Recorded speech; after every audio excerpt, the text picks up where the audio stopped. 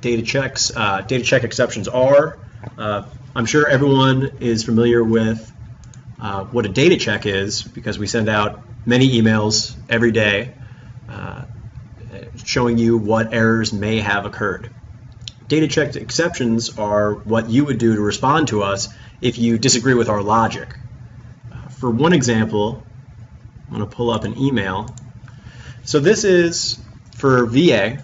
Someone got an error alert saying that they had mistakenly used the Davis-Bacon Act associated with this award. Davis-Bacon Act is meant for awards that deal with construction. You need to, for any construction award, that will fall under the Davis-Bacon Act. It has to do with the rate of pay of construction workers on construction projects. So if we click through here and look at the award in question, we're going to see that the product service code is for fencing, fences, gates, and components. The NAICS code is all other specialty trade contractors. And the description is repair a perimeter fence. Now, let's say I'm the contractor and I see that I've gotten this alert, and I know a little bit more information than what Fed Data Check knows, and I can question what they're saying here and actually say that they're wrong. So let's say that they're not only repairing a fence, they're actually tearing down parts of a fence, replacing a fence, and need a whole big construction team to construct this new structure. That would fall under the Davis-Bacon Act. So I would respond to this email by clicking this link for the data check exception form. It would open up here, and I would put in the contract key that's right here on every alert that we send out.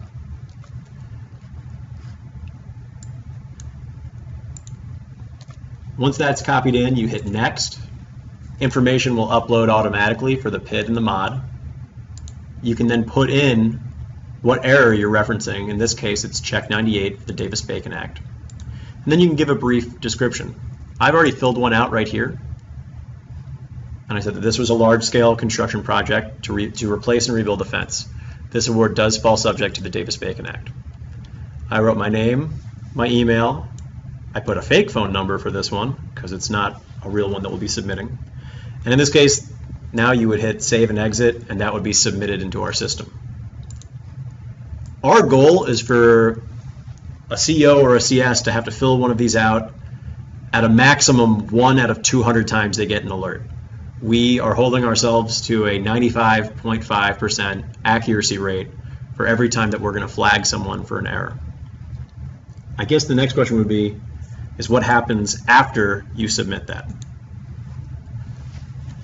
Here we're going to see the exception request handling process. Right here in red is what we just did, so we just completed the form. Next day, your supervisor is going to be sent an alert. They have 3 different options they can do. They can approve the form, and the stop and the final disposition email will be sent the next day that it was approved. They can disapprove it, and the CEO will then get that disposition email and go in and fix the error, or their supervisor will take no action, and a weekly recap will be sent out to that supervisor at the end of the week where the status will be flagged as unresolved. These exceptions are all cataloged in our data checks exception request report that you can find on all of your home pages. Here I believe we're looking at VA. You would go down to data check exceptions and report. For this case, we're going to put in all contracting orgs.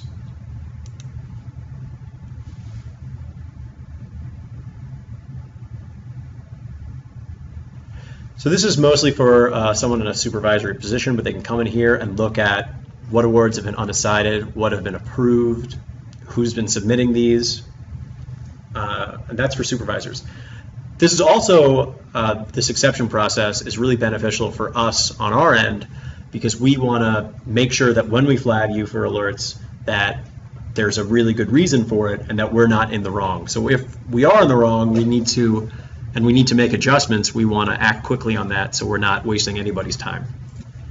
We also do this to vet new awards or new alerts. We're constantly making up new data checks, and when they're applicable, we don't receive many exception requests. But sometimes we'll put a new one in, and we'll see that it's not exactly a great fit, and we'll go ahead and make changes that are necessary or remove that check altogether. So it's a process that actually helps make our product even stronger for you as well.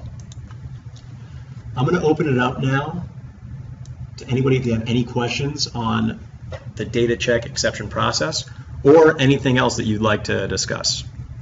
Okay. So most of the time, if I can just ask, what are you seeing with the forms that are being filled out? Are you seeing that most people are filling them out and saying this is not actually an error on our part, or what? No, it's usually that the FPDS report needs to be corrected. Oh, okay. So yeah, that's something that we really wanted to address today was we don't want, like Brian said earlier, our goal is for COs and CSOs to only have to fill one of these out one in every 200 alerts that they get. We want a 99.5% accuracy rate on our checks. We don't want people to have to go back and fill out these forms when in fact, all it is, oh, I missed that, I do need to make a correction.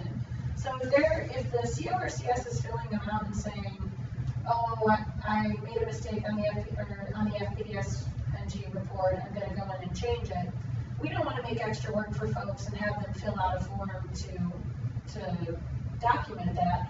The only time when it's necessary for them to fill out a form is if there's actually an exception in this case. Saying, okay, I see what you're saying here, but no, in this case, this is actually correct. So, yeah, that's something that we wanted to discuss today, just because we don't want people to, have to go through. We try to make it as simple as process as possible, but still, if it's, if it can be avoided, that's what we'd like. So.